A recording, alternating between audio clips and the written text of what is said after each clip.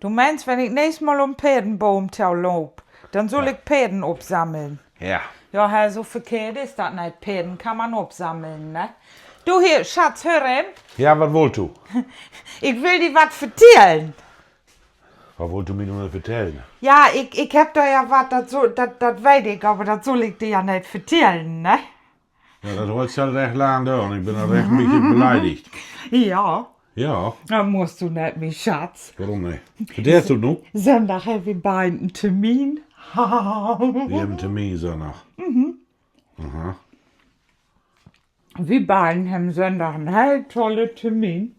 Und dann warst du vielleicht gewahr, was ich dir bislang nicht erzählen dürst. Aber dann dürst du das auch nicht wieder erzählen.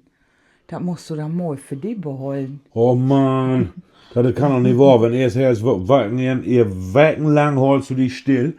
Ich kann machen, was ich will, ich krieg nicht rot. Und nu wollt du mich mitnehmen auf einen Termin, wo ich das auch gewahr war. Und dann würde ich anschließend nicht erzählen.